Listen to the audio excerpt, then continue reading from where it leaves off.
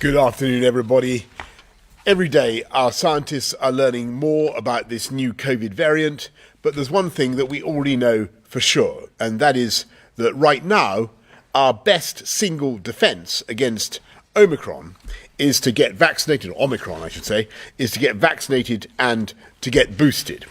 If you're boosted, your immune response will be stronger.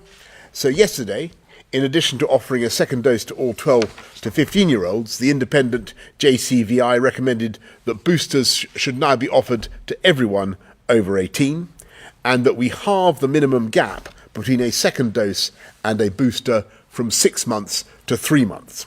That means that over 14 million more adults have now become eligible for a booster in England alone. So I'm here today with the Health Secretary Sajid Javid and Amanda Pritchard, Chief Executive of NHS England, to set out our plan to make this happen. The target that we've set ourselves is to offer a booster to everyone eligible by the end of January.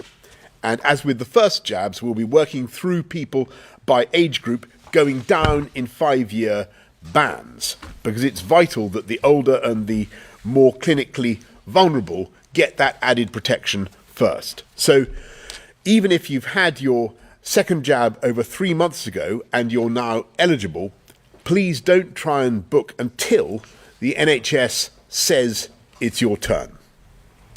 We've already done almost 18 million boosters across the UK, but we've got millions more to do to protect the most vulnerable. Then we'll move down the cohorts rapidly, and working together with the devolved administrations, we want to ramp up capacity across the whole United Kingdom to the levels we achieved in the previous vaccination effort. We're going to be throwing everything at it in order to ensure that everyone eligible is offered that booster in, as I say, just over 2 months. Across England, we'll have more than 1,500 community pharmacy sites vaccinating people near where you live. All of our sites will increase their capacity and will stand up extra hospital hubs on top of those already active. There'll be temporary vaccination centres popping up like Christmas trees, and we'll deploy at least 400 military personnel to assist the efforts of our NHS, alongside, of course, the fantastic Jabs Army of volunteers.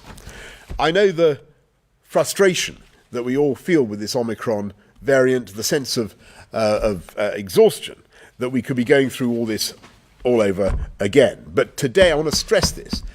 Today, that's the wrong thing to feel, because today our position is and always will be immeasurably better than it was a year ago. What we're doing is taking some proportionate precautionary measures while our scientists crack the Omicron code, and while we get the added protection of those boosters into the arms of those who need them most.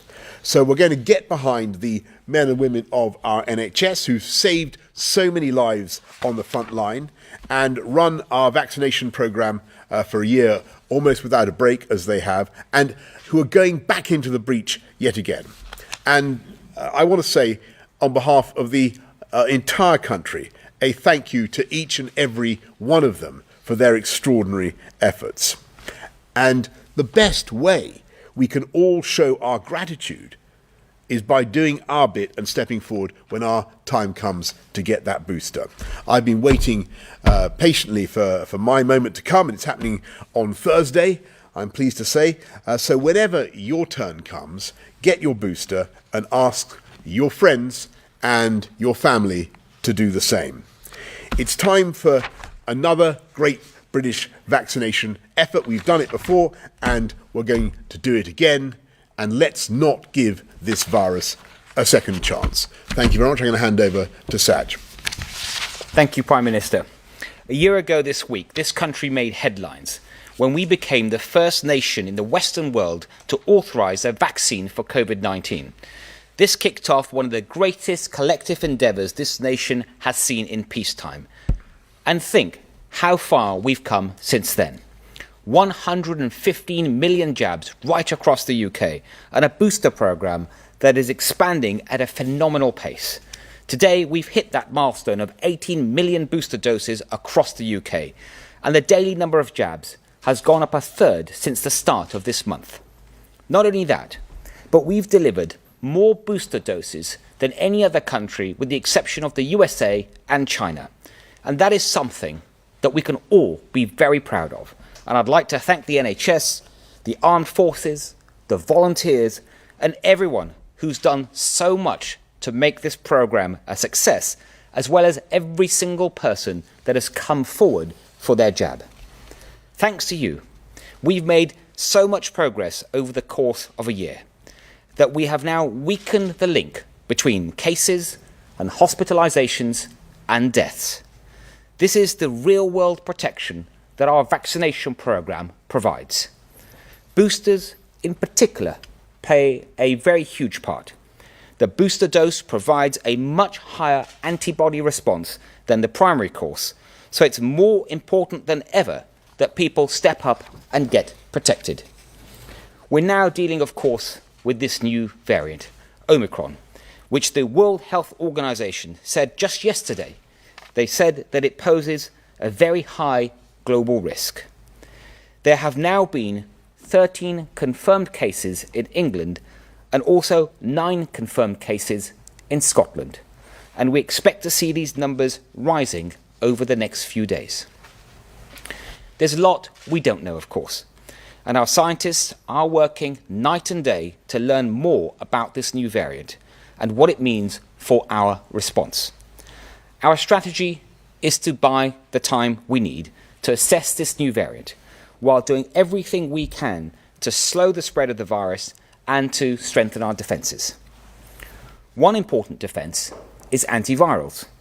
We've already secured hundreds of thousands of doses of 2 antivirals that have the potential to speed up recovery and to stop infections from progressing. Another, of course, is that vaccination programme. It's true that we don't yet have a full picture of how our vaccines respond to this new variant. But although it's possible for them to be less effective, it's unlikely that they have no effectiveness against serious disease. So the best way that we can strengthen our protective wall is to get as many jabs in arms as possible. I asked the JCVI, our independent expert advisors, to look urgently at our vaccination programme in light of this new variant. And as the Prime Minister just set out, we'll be massively expanding booster doses in line with the JCVI advice. This includes halving the dose interval for booster jabs from 6 months to 3 months, expanding the booster doses to include all remaining adults aged 18 and above, and offering booster doses for people who are immunosuppressed. I'd like to thank the JCVI for acting with such speed in response to this potential threat. This means we're now able to put our booster programme on steroids and protect even more people even more quickly.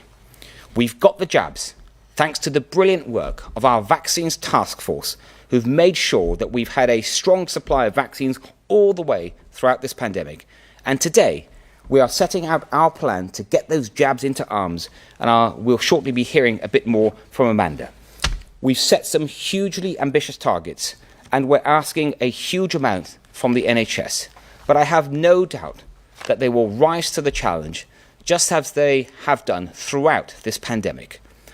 I know that the developments of the past few days have been worrying for some people, and that we've brought back memories. What we're seeing recently has brought back memories of the strain of the last winter. But although we can't say with certainty what lies ahead, we have one huge advantage that we didn't have back then: our vaccination programme, which has already done so much to keep this virus at bay. But these defences will only keep us safe if we use them. This is a national mission, and we all have a role to play. If we want to give ourselves the best chance of a Christmas with our loved ones, the best thing we can all do is step up, roll up our sleeves, and get protected when the time comes. I'll now hand over to Amanda. Thank you. So yesterday afternoon, the government accepted the JCVI recommendation to accelerate the NHS COVID-19 vaccination programme in response to the potential threat from the new Omicron variant. That's why I am writing to the NHS, setting out the steps we need to take to operationalise this new guidance. As we've just heard, JCVI have advised the gap between the second dose and the booster should be halved from 6 to 3 months. This means an additional 6.9 million over 40s will be newly eligible for a booster. They've also advised that those between the ages of 18 and 39 are also now eligible at 3 months after that second dose, meaning that more than 7 million people in this age group will be eligible for a booster. And on top of this, again, as we've just heard, JCVI has recommended the introduction of fourth jabs for those who are most vulnerable because they're undergoing chemotherapy or have other problems with their immune system. The NHS COVID vaccination programme was already in its most complex phase, and staff are now working at breakneck speed to respond to this, the biggest change in eligibility since the programme was launched. In line with JCV advice, we'll be vaccinating the most vulnerable first and then opening up further, just as we did in those opening waves of the programme. So while changes to the booking system, protocols and patient group directive are put in place, we will continue to vaccinate the millions of people who were already eligible for their top-up jabs. The booking service will then open up to others in their 40s and older people who would previously have had to wait 6 months before moving then on to younger age groups. So if you were not already eligible, please do not contact the NHS. We will let you know when it's your turn to take up the offer. It is our intention to ensure that everyone eligible for a booster is given the chance to book one before the end of January. To make this happen, we will need to expand vaccination capacity right across the NHS. Hundreds of hospitals are, of course, already jabbing their own staff. We're now asking them to vaccinate other local NHS workers, eligible patients and social care staff as well. Around 30 hospitals are already offering jabs to the public through the National Booking Service, and dozens more will be coming online from early next week. Our hard-working GPs, community pharmacists and their primary care colleagues have delivered the lion's share of the vaccination so far. We're looking at how we can help them to do even more jabs by cutting other burdens on them to free up clinicians' time. And we will ensure that they are properly rewarded for their efforts, particularly when they take time to visit vulnerable, housebound patients who can't travel to vaccination sites. So the payment for standard delivery of vaccinations will increase to £15 a shot until the end of January. To increase capacity on Sundays, when many community pharmacists are not usually open, we'll offer an additional £5 a shot. And to ensure we're prioritising the most vulnerable, we'll offer a £30 premium for vaccinations delivered to the housebound until the end of next month. The CQC have agreed to continue their pause on routine inspections of general practice to help free up clinicians' time. And we're also looking at whether we can safely reduce or even eliminate the 15-minute wait after the jab is delivered, so we could potentially increase the number of people able to get jabs every day in smaller sites like pharmacies. We now have nearly 3,000 sites available across the country. That's almost double the number that we had back in February. But to help make it quicker and easier to get a jab, local areas will also be using mobile vaccination units, which can allow people to get protected basically on their doorsteps. So these are the steps that I will be setting out to the NHS. But it can't happen overnight, particularly given the other pressures facing NHS staff who are working extremely hard. They're working hard to address the backlogs that have inevitably built up in less urgent care, while hospitals cared for more than 500,000 people with COVID as inpatients, and of course many, many more in the community. They're working extremely hard to deal with the rebound in demand for urgent emergency care, and of course they are working extremely hard to care today for those thousands of patients in hospital and in the community with COVID. However, as the world faces this new threat, we can take confidence in what the NHS has achieved so far.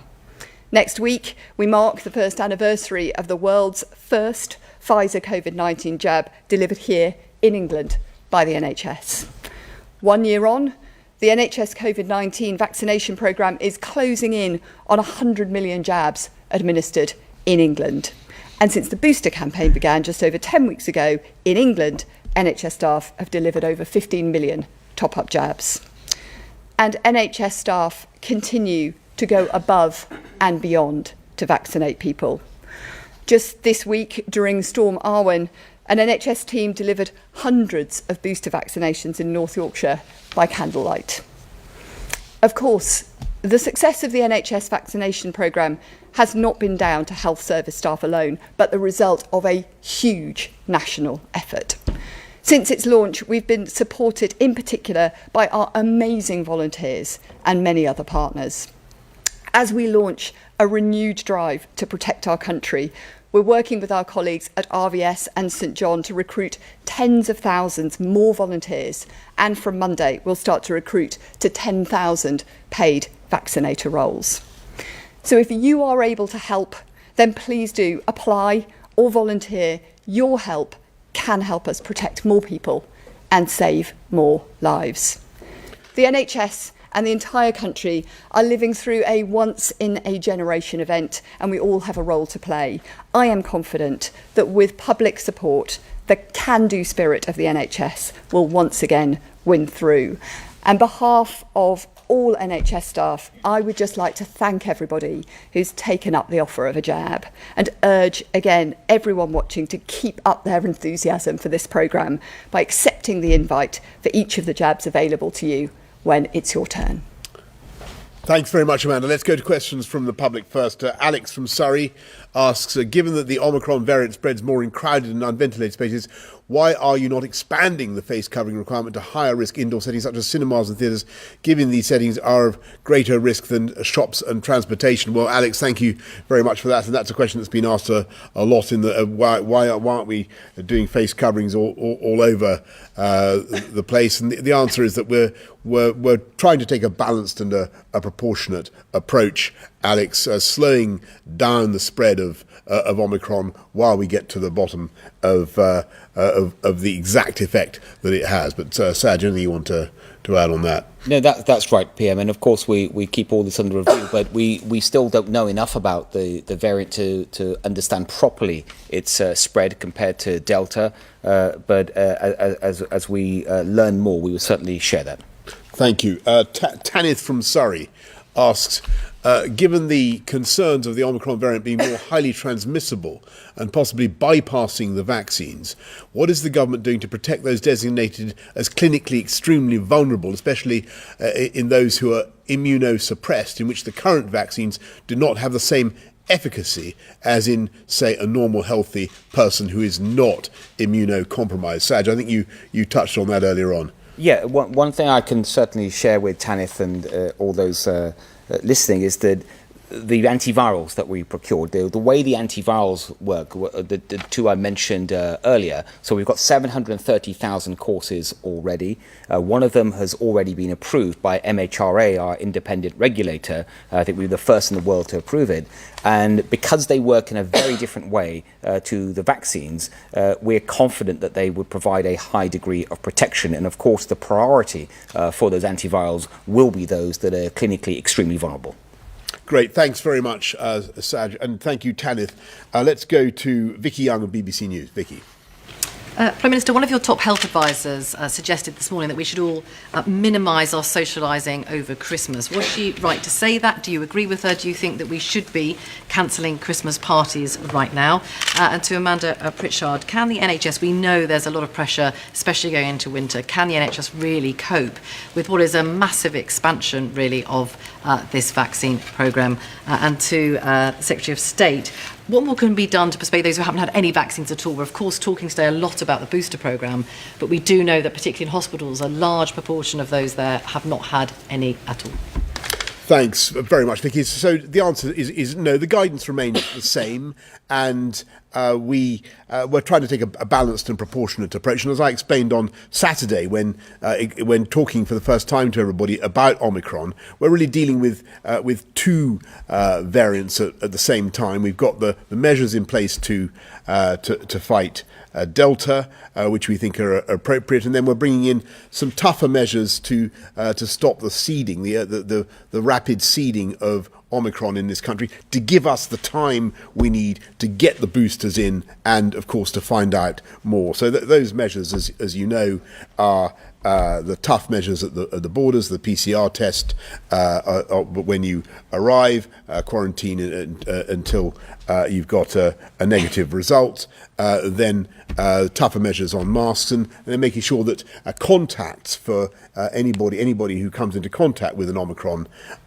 case also has to quarantine. We think that's the right balance, and we will keep it, of course, under constant review.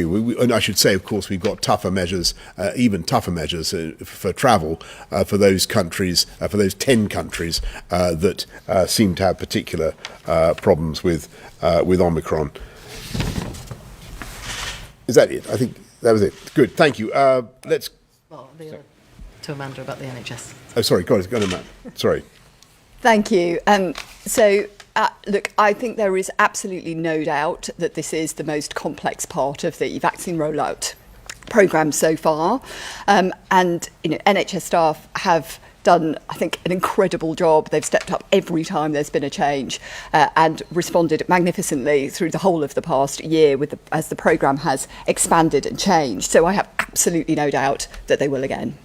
On winter, you're absolutely right to say there is significant pressure. I've mentioned some of the pressures on urgent emergency care, as well, of course, as continuing to try and deal with some of the backlogs that were inevitably created across the last 18 months of the pandemic. But whilst we are supporting them with that, we have said very consistently we are expecting this to be a difficult winter.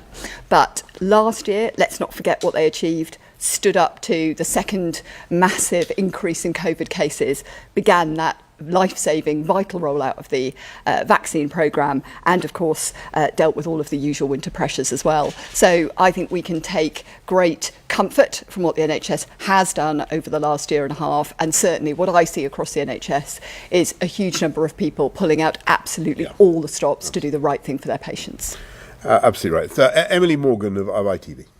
Prime Minister, should people be taking your advice or the advice of one of your scientific advisors who said we should be limiting unnecessary social contacts? Can you see why people are confused?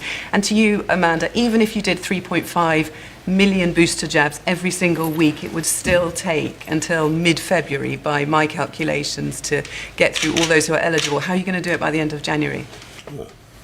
Well, first of all, the guidance remains the same. That doesn't mean that people shouldn't take sensible precautions, and everybody should continue, for instance, to wash your hands and make sure that you have good ventilation and wear a mask when you're in a confined space with people you don't normally meet. What we're doing is we're toughening up the regulations in the specific ways that I've outlined to deal with Omicron, and I think that's the right approach. We're taking a balanced and a proportionate approach. But as I said, I think on Saturday, we still, the most important thing is we still think that your best single protection against all variants is to get the booster. And I'm still confident that this Christmas will be considerably better than last Christmas, and that remains my view 48 hours later. So, do you want me to come in? Yes, Amanda, go on. So, look, thank you. It is our clear intention to ensure that everyone who is eligible has a chance to book that booster by the end of January. In order to achieve that, I've set out a whole range of things we're going to be doing. There's no maximum to the number of jabs that we're aspiring to give a week on week, but what we do need to recognise is, this is going to build up over the next few weeks, and inevitably there will be things that change and adapt as we go along, as has been the case all the way through the vaccination programme, but the range of things that I've set out does mean that we have confidence as we stand that we will be able to make sure that all of those people who are eligible will have that opportunity to book. Great, thanks. Ben Kentish, LBC. Thank you. Amanda, just briefly, to meet that target by the end of January, you need about 30 million doses. Could you just confirm that there's no issue with supply of the Pfizer and Moderna jabs when it comes to that? Health Secretary, if I could just ask you briefly about the restrictions that came in today. Governments in many European countries have advised their citizens to wear not just face coverings, but specific FFP2 or N95 medical grade masks because they're much better at protecting both the wearer and the people around them.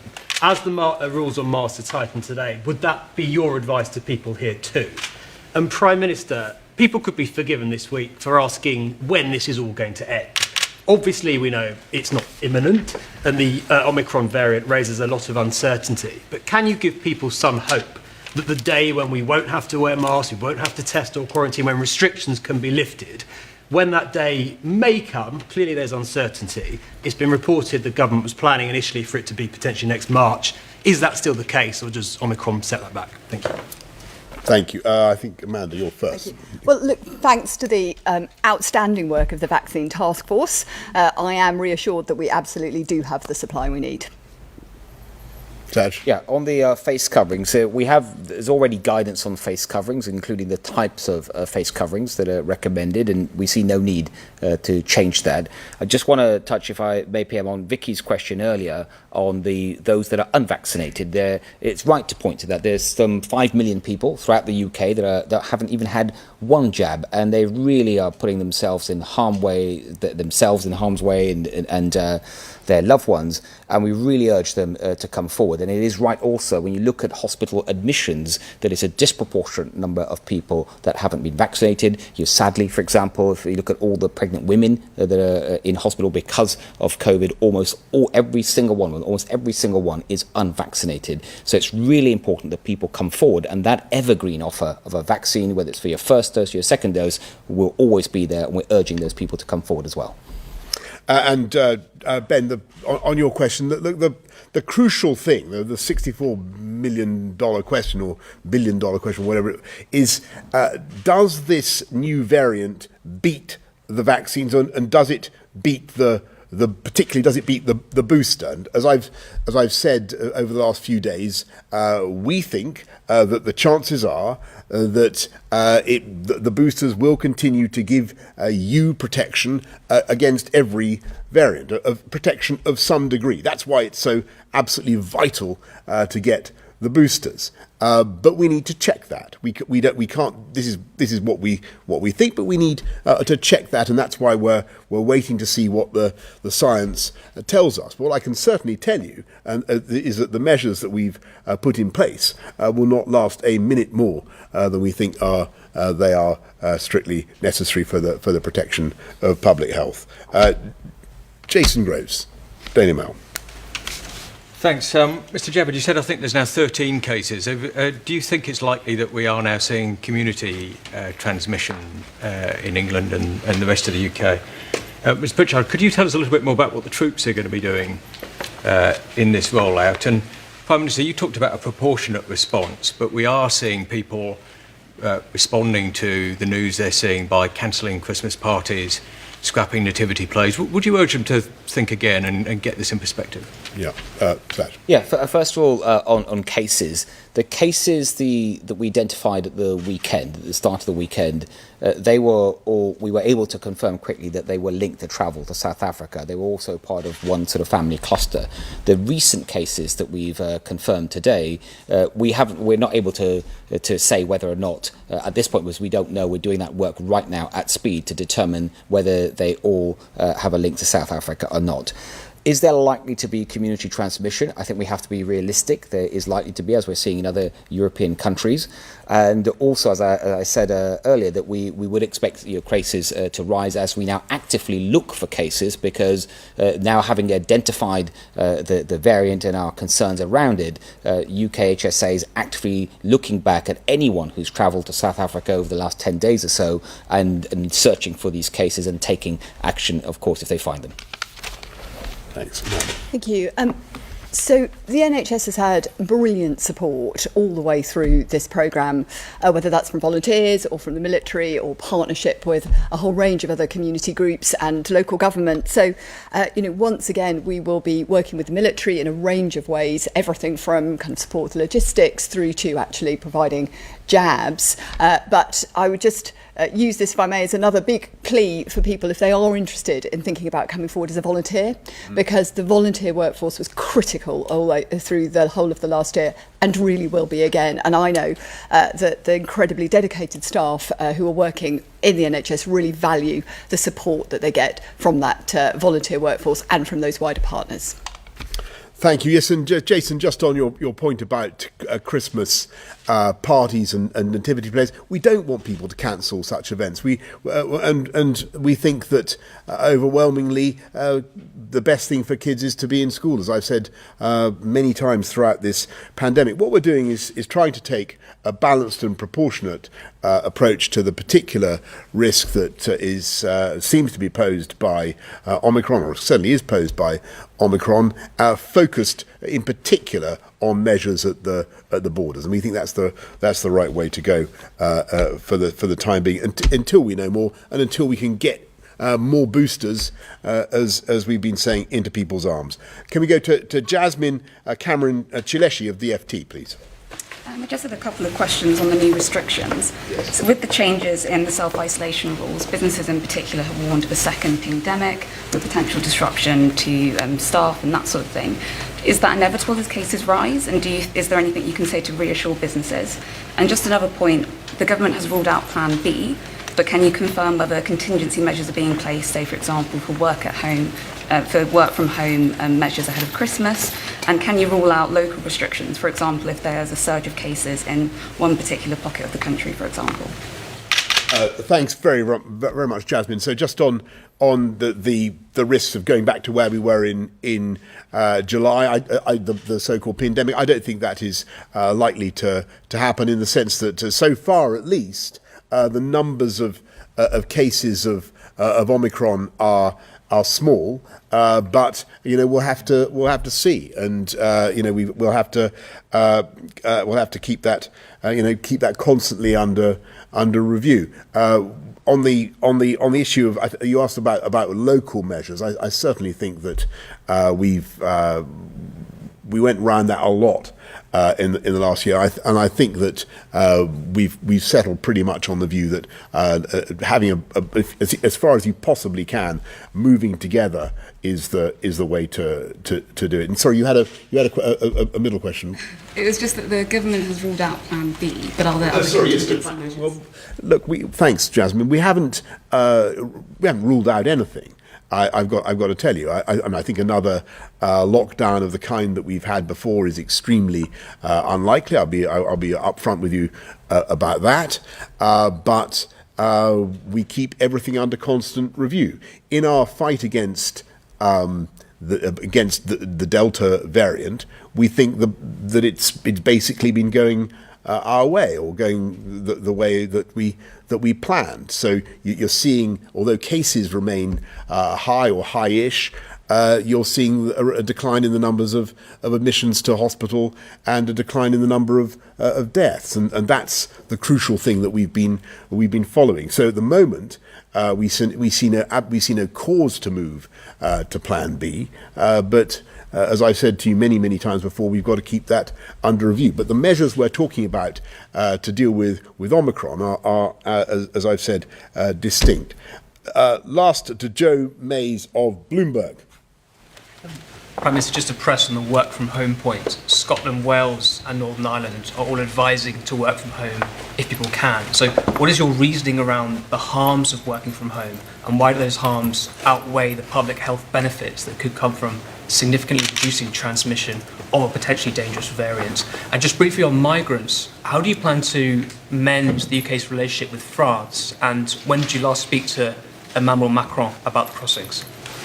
Thanks, Joe. So On your point about working from home, this is not something that we think currently is necessary for the reasons I gave to Jasmine. We've got a package of measures that we have in place to deal with the Delta variant, and that's principally been rolling out the vaccine, and it's been working. And I repeat what I said just now about the numbers of deaths and hospitalizations coming down. We now have a particular issue to deal with the seeding of the potential seeding of the new Omicron variant, and there what we want to do is focus particularly on tough measures at the borders. We're also doing something to stop transmission by reintroducing face masks in some settings, so continuing to advise them in other settings, but tightening the rules on face masks. And the reason for not proceeding, as it were, with the full Plan B, or proceeding with Plan B, is we want to take an approach that is proportionate and balanced and suits the needs of the present risk. And of course we will change things as necessary, but what we're looking for is the first real reassurance that we need that the vaccines are efficacious against this variant. Even if the efficacy, the effectiveness is reduced, it's still very important to know that whether they're effective or not. And in particular, we need to know quite how effective the boosters are. As I've said, we think there are good grounds for believing that the boosters will give you, under all circumstances, the protection that you need, considerable protection. That's why the most important thing for everybody to do is go out and get your booster. And that's the number one thing that people need to be doing. Thank you all very much. I just want to say something, because nobody's asked about it so far. I just want to say something about Storm Arwen and its effect on the north of the country. And I just want to say how the government. I'm extremely sympathetic to everybody who suffered these power outages, and it must be appalling. I think a million homes lost their electricity. 950,000 have seen that electricity now restored, but clearly for 50,000 people that is not good enough. And I want to reassure everybody that we're working as hard as we can to get power back to those homes. All I can say is that the gusts were going at 100 miles an hour, and talking to the people who operate the grid, they say that there was nothing that they could do about it, but we are doing everything we can to restore power, talking to Northern Power Grid and everybody else to get that fixed. And I appreciate it must be a very, very tough time for those homes that are currently without power. And I'm afraid that is all we have time for. Thank you all very much. Thank you.